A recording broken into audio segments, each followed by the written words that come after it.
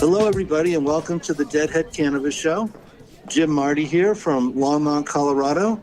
I've got my partner in crime, Larry Mishkin, on the line. It always makes me chuckle when you say that, but I'll accept it as it is. I think it's absolutely true. And I'm here in Evanston, Illinois on a lovely Sunday evening. Excited to talk about all things Deadhead and cannabis. What do we have on tap tonight, Jim? Well, we can start with the most recent experiences I've had here in Colorado. I went to Oysterhead last night, and I hadn't seen Primate or Oysterhead maybe in a dozen years or more. Maybe we were thinking Bonnaroo, 2006, 2007. But it was really good to hear Les Claypool's guitar again and hear him play that bass that is so unique. You know, he had that big curved, guitar that he plays and 1 foot up on the amp. And it was shoulder to shoulder. They did 2 nights, Friday, Saturday. I got to Saturday.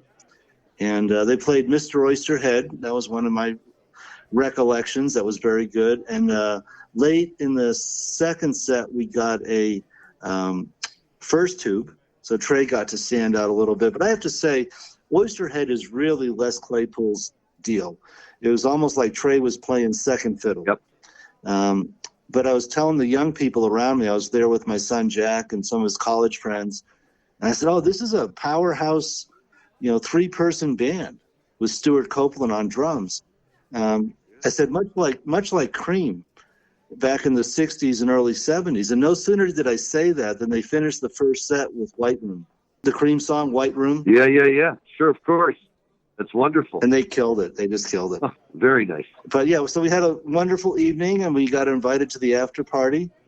And then I was doing some political things on Friday with Senator Rand Paul, Republican, of course, from Kentucky.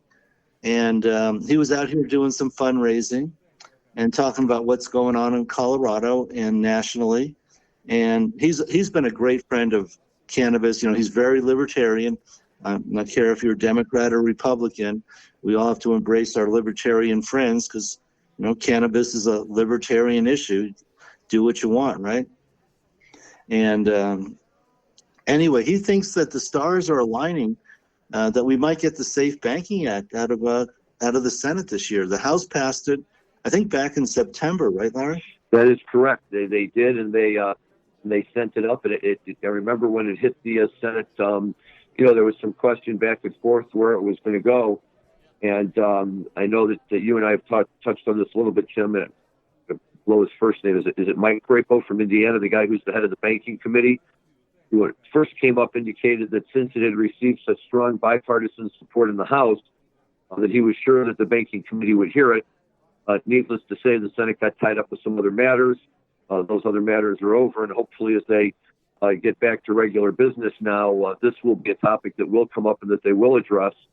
And like you say about Rand Paul and his libertarian roots, you're absolutely right about that. Agree with him or disagree with him on other issues. He is a friend of the marijuana industry, and if he can help push it forward, all the better. Yep. So I was invited to 2 Rand Paul events. One, I was a guest host, and we had a afternoon fundraiser for him at the National Cannabis Industry Association in Denver. And that's where he told us, hey, the stars are aligning because, Cory Gardner, Republican, Colorado, is going to be in a tough race to keep his Senate seat, which in turn means that the Republicans would keep the Senate. And Cory Gardner is a big co-sponsor of the Safe Banking Act. For simplicity, we'll call it the SAFE Act, which would normalize banking for the Colorado industry. And for every state with a program. So they're thinking, hey, let's get this thing out of committee. There's definitely some anti-marijuana Republicans, Chuck Grassley and Crapo from Indiana, as well as Charles Grassley from Idaho. McConnell's not a big fan of it. The 2 states that don't have any even medical marijuana right now, right? Right. And Idaho has voted down their industrial hemp statute a couple of times. They can't get it passed. Yeah. But, it might be the year to get this thing out of committee, because if you can get it out of committee and get it to the Senate floor, it would likely pass the Safe Banking Act. And then we believe President Trump would sign this bill because, love him or hate him, marijuana is not President Trump's issue. He's somewhat of a libertarian at some levels. He's got other fights. He's got other priorities. I don't think he would mess with marijuana. I'm saying that based on the 2018 Farm Bill that he signed that basically legalized hemp, took it off Schedule 1. Yeah, and I agree with that. And I think that at the end of the day, if he looks at it as a practical businessman, and Lord knows he's nothing if not a businessman, it's a win-win all the way around. It provides revenue for the local governments and for the state governments. It provides jobs. It provides all sorts of great benefits. And you're right, other than the fact that he had appointed Jeff Sessions as the Attorney General for a while, who's probably one of the most anti-marijuana people around. But on the other hand, Jeff Sessions didn't really do anything while he was in that position to jeopardize the industry. And I think that was more of an overall strategy. And Jim, you and I have talked about this before. You and I come from slightly different sides of the political spectrum, but we've always been able to find our common ground in the marijuana industry and what it means for us and what it means for everybody and what it means for the country. And it's always remarkable to me that even in these times that many people talk about as being as divisive as they've ever seen in the country over some really, really big issues that we've had to face lately, people have the ability to kind of push all that off to the side for a minute when it comes to cannabis, because I think people across both sides of the aisle see it as a winning issue. They see it as something that we should be going forward with and can be a benefit to the country. There are states that are Democratic and states that are Republican and states that are both, that are very, very strong in the cannabis industry, as you were just pointing out, Colorado with Florida Gardner. And it's really a win for everybody. And to me, it's a wonderful thing that, if this is the issue that can bring both sides together just a little bit more, who knows where we can go from there and whether, other bigger, more pressing problems can be solved as well. But I always feel good about that this seems to always go forward with bipartisan support. Yeah, it's not really a Republican or a Democratic issue, in my opinion. Right. And the real wild card in all this is the hemp and the CBD. As I've been saying, not everybody wants to have the get high marijuana, but in the course of your lifetime, everyone is going to deal with pain. And I meet little old ladies in their 70s who swear by their CBD for their MS or their aches and pains.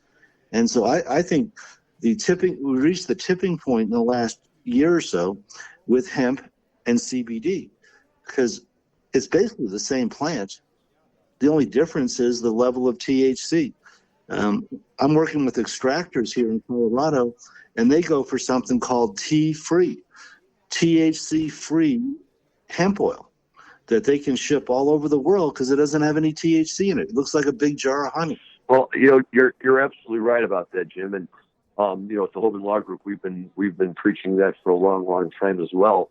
There's a huge side of hemp that's going to have an upside that's going to ultimately really dwarf marijuana. I certainly wouldn't turn down the opportunity to own a dispensary or cultivation center in the state of Illinois right now as it breaks sales records week after week, heading into this very successful adult use program that we've established. But I think that a lot of people in the industry looking down the road say to themselves, as you just did, there's only so many people that like to get high. There's only so many people that are looking for that, but everybody is looking for healthful benefits. And if you can get that from CBD and you can get it just as effectively from hemp as marijuana, that's a great thing for everybody. Right. And we haven't even touched on the industrial uses of the fiber for making clothing and cement, concrete. Well, everything. Car parts, GM, and some of the European companies have announced they're going to start testing programs with side body panels that are going to be manufactured out of hemp-generated plastic parts. And, look, if industrial America buys into it on that level, there's no telling where it can stop. And what were we saying last show? That in the last year, there was about 250,000 acres of hemp being grown in this country compared to 10 million acres of corn. But you start getting industrial America involved in this, and that number is going to change very, very quickly. Yes. Yeah. So We talked about what I've been doing politically as well as musically. What do you got going up there in Illinois, Larry? Well, we're, dab smack in the middle of the application period for cultivation, manufacturing, and transportation. And as is typically the case, now we're within the last 30 days, so all the activity is really starting to heat up. Certainly good for business, but long hours and a little bit stressful sometimes, as everybody is fighting to make sure that they're in complete compliance with the multitude of requirements that the state of Illinois has put forth. But we're very excited about where things are going with the adult use program, and the level of sales has just been off the charts and much greater than anyone anticipated. Now the question is just finding a way to keep up with that demand. And there's even some hope that these applications for cultivation might be expedited at some point in order to get people out there growing even faster to see if they can keep up with it all. In the meantime, the Illinois hemp program is doing remarkably well. I was at a meeting today for the Illinois chapter of the Hemp Industry Association, and the numbers that we're seeing in Illinois in terms of farmers who are going to be planting hemp crops this year is, hugely up from where it was last year. We're very excited about that. And, look, it seems to be a very good time in the cannabis industry. I'm no forecaster and can't tell you where prices will be at this time next year. But, certainly what we've seen up to this point is that there's been steady growth and not a whole lot of issue with product falling off in those places, especially where the new markets are being created. Very good, very good. Now, how much is an eighth up in Chicago? Okay, an eighth of an ounce at a medical dispensary is selling, on average for $60, and at an adult use dispensary for $80. Wow, that's very high. Yeah, it's expensive. Oh yeah, it is. But there's still a shortage of product, I'd say. Yeah, well, look, we've created a very restricted market in Illinois, and I'm sure that part of the reasoning behind that is to maintain a reasonable price for the industry and all of that. That does seem like a very high price, and I suspect that as times go forward, and you would know better than I, seeing how things have happened in Colorado, but like any other industry, you eventually reach an equilibrium, right, in terms of where the product can go and what people are willing to pay if they want to come to you instead of going to the black market. And, the hope is that in Illinois at some point in time here, we'll begin to reach that, and some of these adult use prices will become a little more manageable because we certainly want to avoid, more or less the debacle that was created in California by slapping so much excise tax on it that they basically pushed people back into the black market. Yeah. And then you have the other extreme of Oklahoma, where they were turning around license applications in 2 weeks. And now they seem to have more dispensaries than they need for the medical program there.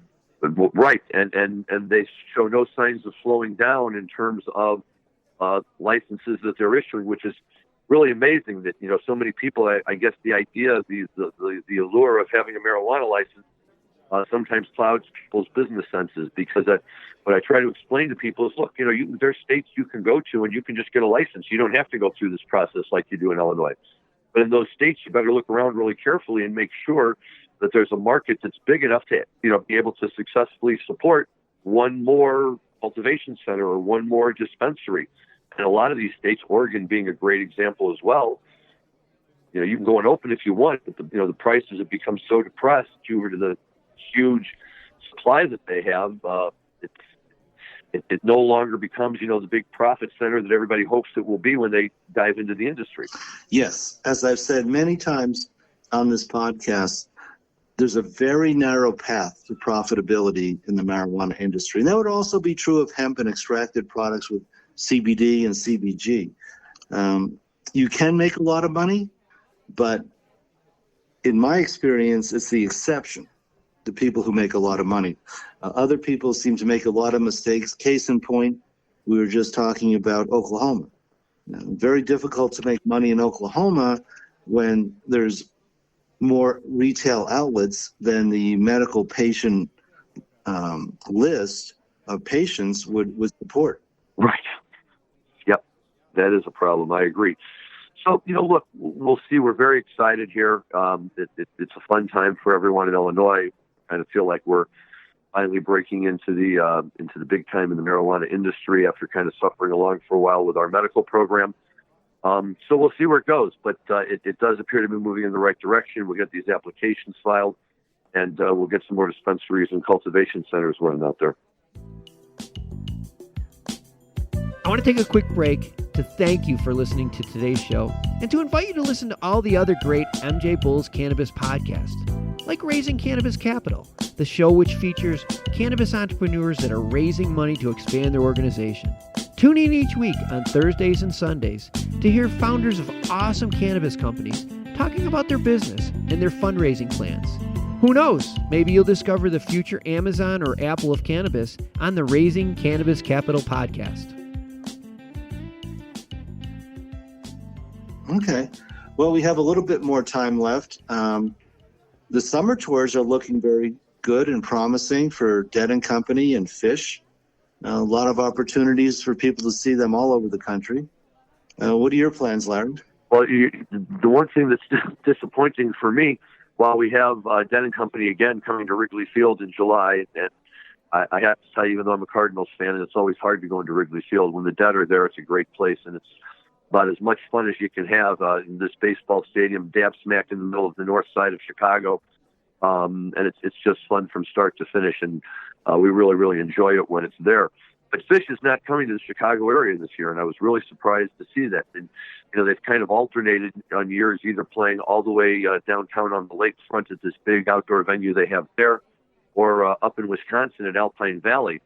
And this year we're not getting them anywhere. In fact, the closest they're going to come to Chicago is Deer Creek in Indianapolis.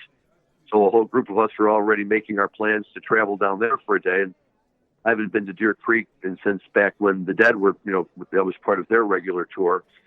So it'll kind of be nice to go back there and see it again. But I was just a little surprised about that. Fish gets tremendous support in the Chicago area.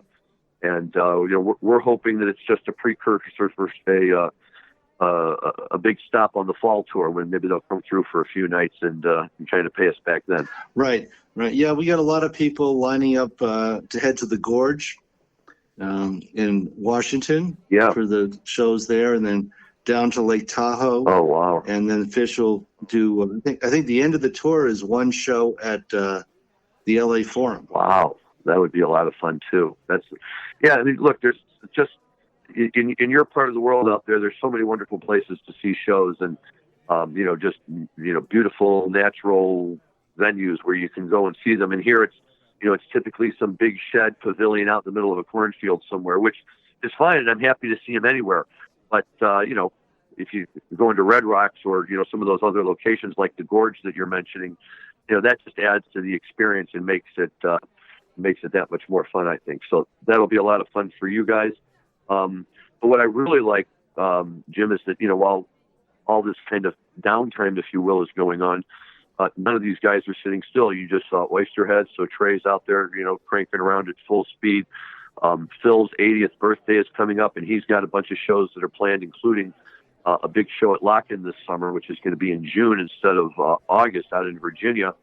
And Phil's going to be playing with his original quintet of Warren Haynes and Jimmy Herring and John Molo on drums, and Jimmy Baracco. I can't remember his name. Baracco, who plays the keyboard for them. Originally, I guess he was with the Zen. Rob Baracco, thank you. Yes, originally with the Zen Tricksters from way back in the day. And they're also going to have Joe Russo's Almost Dead playing, and the rumor is with John Mayer coming out playing with Joe Russo's Almost Dead. So that to me is a very tempting thought. So I think we're going to try and get out there and check out the Lock-In Festival as well. But meanwhile, our producer, Dan Humiston, was kind enough to send around a clip that he found that has Bob Weir recording a new version of Ramble On Rose with Wynonna Judd. Have you heard that yet, Jim? I have. I guess it was last Thursday night was the show. And, what I'm about to relay comes through the Big Steve Hour that, Bob couldn't have been more excited, as we all know from our Grateful Dead experience, that Bob Weir loves country music, loves country western, Merle Haggard and Johnny Cash and all the covers the Dead did over the years. And he was so excited to be able to play a full country set with Wynonna Judd. And it was very, very good. Very nice Ramble on Rose. And I saw a video clip. It looked like it was handheld from the audience, from the Fillmore in San Francisco. But very nice version. She's got such a beautiful voice, and she really hits the notes. And Bobby, I thought really played it well, and kind of restrained himself in some spots, but then filled in very nicely. So you can check it out on YouTube. And there's even been talk, I think, that they may be putting it out as a single. And meanwhile, Bob and Wolf Brothers are touring. They're going to be coming through here in March. So we're all scrambling to get our tickets for that one, too. No, very good. And I think my next outing, we bought our airline tickets and hotel rooms for the first weekend of Jazz Fest with The Who and the Beach Boys. Oh, nice. I'll miss Dead and Company because that's the second weekend. And that just cuts it a little bit too close to our son's college graduation, but Dead and Company is starting their summer tour at 2 shows at Folsom, which are like, I believe the capacity is like around 50, 60,000. And it's kind of fun because... And that's practically your backyard. Yeah, 20 minutes from home. But what's fun about it is driving around Denver this week, the billboards are up for Dead and Company. I think it's July 9th and 10th. And then the sports channels on TV are running Dead and Company ads showing clips from last year's show. So they're really promoting these to try to get some sellouts. I think they've come close or maybe sold out 1 or 2, but it's hard to sell 60,000 in Colorado. That's a big show. But we're all looking forward to that. It is. And quite frankly, I'm glad that they don't, Hold it in a big stadium like that. If it holds 60 and you get 40, to me, that's perfect. There's a big crowd. Everybody's having fun. And you can find elbow room, and you can find a little bit of space to dance and do your thing. And, it's not shoulder to shoulder. And anybody who wants to go can go. Right. One of the other big shows I saw on the summer tour for Dead and Company is, I believe they're doing the big stadium in New Jersey. What is that one called? East Rutherford? Yeah, Meadowlands. And that's like 80,000. Yeah, it's where the Giants play football. Yeah, they're going to go in there and they're going to do a show. And knowing New York, they'll probably draw a full house because, New York fans are nuts and they go out and support them everywhere. So, that's very cool too. But yeah, I mean, if you stop and you think about that for a minute, right? Think back to the early 1990s when the Dead finally reached the point where they had to start playing stadiums, and their summer tour in Chicago always took them to Soldier Field instead of Alpine Valley or other places. And we were all just amazed at the idea that the Dead had reached such a level of popularity that they could command that kind of crowd. Now here's Dead and Company, right? Which is the Dead without Jerry, without Phil playing with them, without, any of the original keyboardists or anything.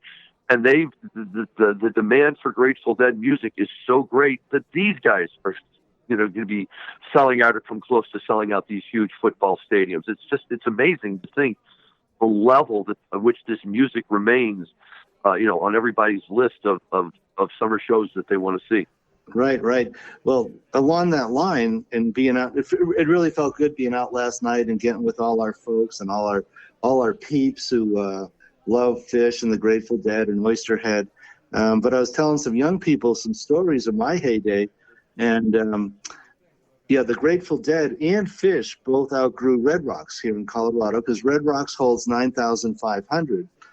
And as a little historical note, I was at the very last Grateful Dead show at Red Rocks, which was August of 1987. And I was also at the very last Fish concert, which was in the summer of 1995 or 6, might have been 96, when they also outgrew Red Rocks. And on another show, I'll tell a couple of stories of why those bands got asked not to come back. Now, to fill in the blanks, Fish did get invited back for 4 shows at Red Rocks post-hiatus. Wow, okay. But in 1995, they were asked not to, in 96, they were asked not to come back, as were the Grateful Dead back in 87, when both of those bands outgrew that venue. And I got some great stories about those days. But that's interesting that I was at the last Grateful Dead show at Red Rocks and the last Fish show before they got asked not to come back. So I have a little bit of music history under my belt. And very quick closing to all this. The last song the Grateful Dead played at Red Rocks was Knocking on Heaven's Door, August of '87. And there was so many people outside that couldn't get in that at the top of Red Rocks, there's a circular parking lot where all the limos kind of drop people off and stuff. And all the young people, the hippies with their tie-dyes and their dresses who couldn't get into the show, were all dancing in that circular parking lot in the headlights of the cop cars. Oh, wow. That's fun. Look, that's what's great about the Deadhead hippies, right? They'll dance anywhere if they can even just hear a little bit of it. Even if they can't, they'll pretend that they do, and they'll dance up a storm, right? So it's always fun. Right. But I remember walking out of that show and just seeing all the hippies dancing in the headlights of the cop cars. Right. Yeah. Cops are all like, okay, well, as long as they behave themselves, we're happy to provide the light show. So, yeah, that's fun. It's a great place, and there's a lot of, memorable concerts that were played at Red Rocks, both by the Dead and Fish. And, it's part of just, in the way I always like to think of it was that they were aware of where they were. They rose to the occasion to play to that. And most of the time they did. Every now and then they might slip a little bit, but it didn't matter, right? Because on the nights, even when they slipped, if you're watching them at Red Rocks, who the hell cares? It's so beautiful and you're having such a good time anyway. It's all good. Well, I think we're coming to the end of our time slot for this broadcast, this podcast. So I will say goodbye from Longmont, Colorado. Larry? Yeah, absolutely, Jim. And my understanding, the next time you and I talk, you will be on the East Coast. Is that correct? Yes, I have my bag packed. I'm heading to the National Cannabis Industry Association cannabis event in Massachusetts, and I'll be seeing some clients in Massachusetts. And so I will be doing a podcast from that event either Wednesday or maybe I think we settled on Thursday morning of this week. So I'll look forward to reporting about what's going on in Massachusetts, another place that has $60 ACE. Wonderful. So I really think prices need to come down. Yeah, that would be nice. $60 an eighth it keeps the black market in play. In a true free market like Colorado, our ACE are $20, $25 as a point of.